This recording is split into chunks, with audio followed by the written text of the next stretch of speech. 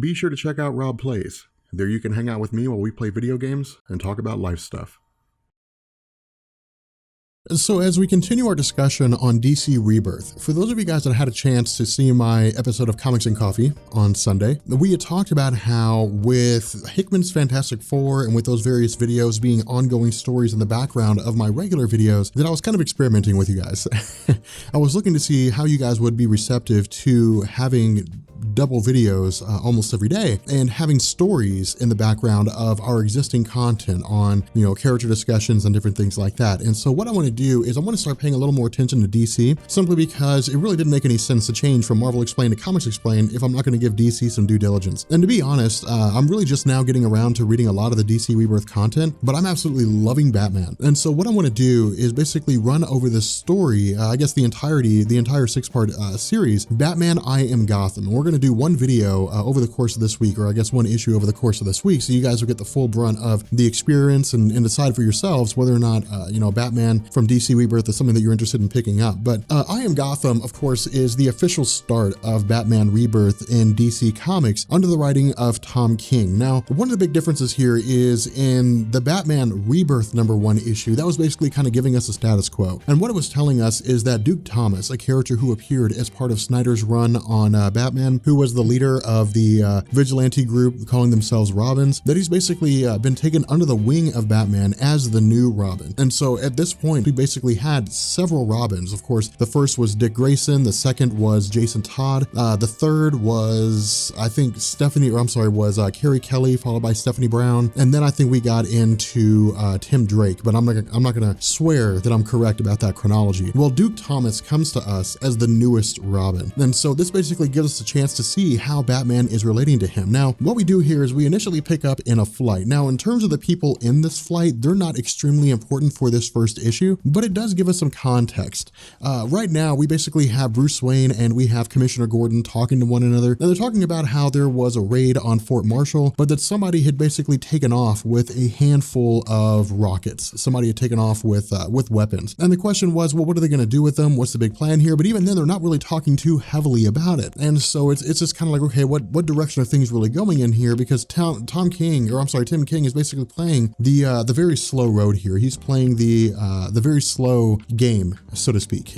But in the middle of their conversation, Batman and Commissioner Gordon witness the plane being blown up after a rocket seemingly hits it from behind. And so what we do, of course, is we pick up with Bruce Wayne immediately taking off, and he's talking to Duke. And what he says is, he's talking to Alfred, and what he says is he needs a plan to basically figure out what's going on with this plane. And that's the basis behind this particular comic. This whole first issue is showing us the lengths that Batman goes to. And this is one of the reasons why this is so cool, is because Tom King doesn't leave us hanging. Tom King doesn't suddenly just jump from one scenario to the other. He takes us through every single step of the way. And so one of the first things he does is Batman sends out an SOS to the Justice League, specifically to Superman and to Hal Jordan, because it would make sense to us as the reader that if a plane was crashing to the ground in Gotham City, that Superman would get there in seconds, in moments. He'd be able to save the plane and everything would be fine. If he wasn't able to do it, Hal Jordan might be able to get there a little bit slower, but he'd get there pretty fast and he'd be able to use his power ring to save the plane. But what Tom King is basically telling us here is that, or I guess he's providing an answer to all those individuals who ask the question, if Batman encounters a scenario where it seems insurmountable that he can come out on top, why doesn't he contact the Justice League? And the response that Alfred gives Batman is that nobody in the Justice League is picking up. They're all busy off doing their own things. They're fighting their own villains or dealing with their own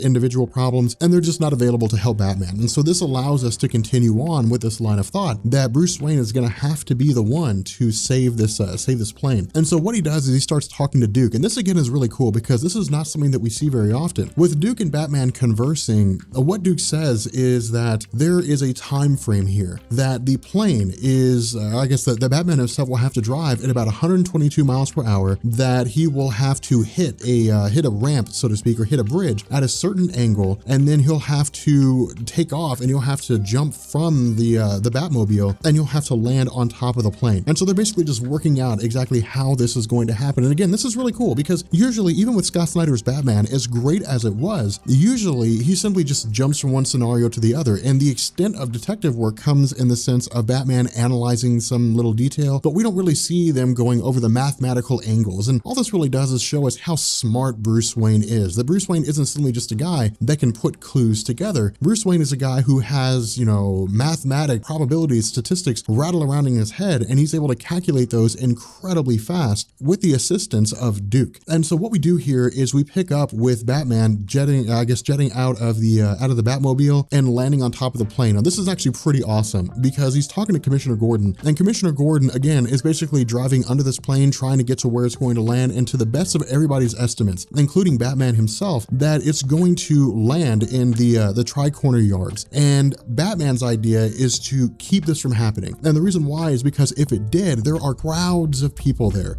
and the loss of life would be insane if they all died. And so what Batman's trying to do is he's trying to get the plane to land in the Gulf of Blackgate, in a giant body of water. That way, the only individuals who will be in any real measure of jeopardy are those in the plane. And of course, the goal of Batman is to mitigate as much of that, of as much loss of life as possible. And so from this point, it's really just Batman flying onto the plane, landing onto it, attaching, different pieces of machinery, attaching little jets and so on and so forth. And the goal is to basically steer the plane in a direction to where it'll pass through two buildings and to effectively guide it, even though it can't be controlled by conventional means. Now, from here, we transition to the inside of a plane. And this is one of the reasons why I think this thing is so cool, because with Batman comics, we largely just focus on Bruce Wayne. The only real view that we get outside of his own perception of what's going on is usually from a villain. Like a villain is watching events unfold, or Commissioner Gordon is watching events unfold, and we see their perspective, but we don't really get the perspective of average people, of your average Joes. And so what happens is really just this guy who's just freaking out. I mean, the plane is crashing, the guy's,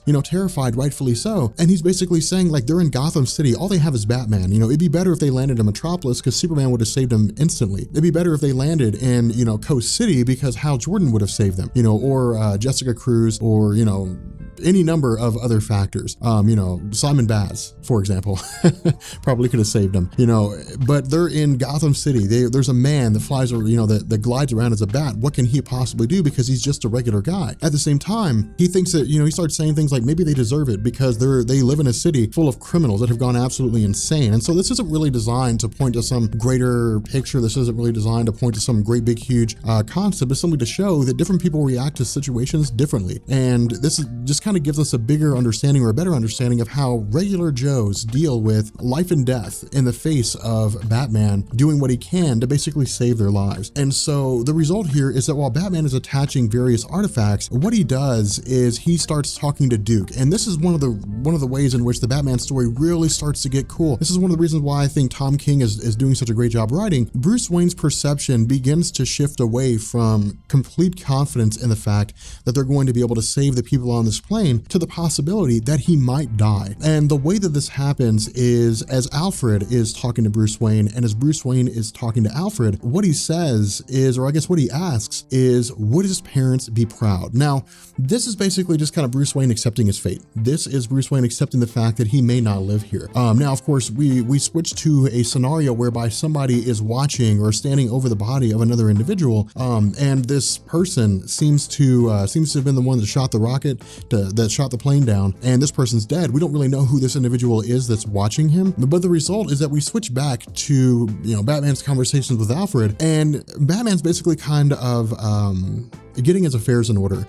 He tells Alfred that if he doesn't make it, that on the off chance that he didn't survive, or that some event happened that would have killed him, he prepared a guide, so to speak, a few words of wisdom for those individuals who were closest to him, the members of the Bat family, and Alfred himself. And he instructs Alfred to pass those little bits of information on to those members of the Bat family. But he also says that if something happens to him, that Duke should go train under the direction of Dick Grayson, just because of the fact that Dick Grayson is as good of a teacher as Batman will be. Now, this gives us perception of how Bruce Wayne views Dick Grayson. We've always known that Batman viewed Dick Grayson with the utmost respect, even though they've had their falling out, even though they've had their disagreements, you know, they haven't always seen eye to eye. He was the first sidekick, and he spent the most time alongside Bruce Wayne as Robin. And over the course of Dick Grayson's life, he's even played the role of Batman, you know, a time or two. And the result is that he is as good of a Batman as Bruce Wayne will ever be. And this is really just Bruce Wayne confirming it in the comics. I mean, we've seen this before, you know, but this is DC Rebirth. This is basically, you know, DC giving us a perception of what to expect going forward. And so, you know, Tom King is effectively telling us it's not as though with DC Rebirth, all that history and all that, you know, importance, all that, you know, the relationship between Batman and Dick Grayson has just kind of gone away. Instead, it's just as strong as it ever was. And so as this plane appears to crash into the ground, just before it hits, or crash into the water rather, just before it hits, the plane is lifted up from the water. And Batman's initial thought is that it's Clark, that Superman has come to the rescue. But instead, he's greeted by two individuals. The man addresses himself as Gotham, and the woman addresses, or I guess he tells Batman that this woman is Gotham Girl, that this is their city and that they're here to save it. I gotta tell you, when I got to the end of this issue, I was blown away. I was like, oh my God, what? You know, and so this is pretty solid so far. If you guys enjoy this, post a comment, you know, drop a like, hit the subscribe button, become part of the Rob Corps. Let me know what you guys think about Batman I Am Gotham issue #1 so far, because I absolutely dig this. I think it's pretty stellar. But with that being said, we're gonna bring this video to an end. I hope you guys enjoyed it. And yeah, I will catch you all later. Peace.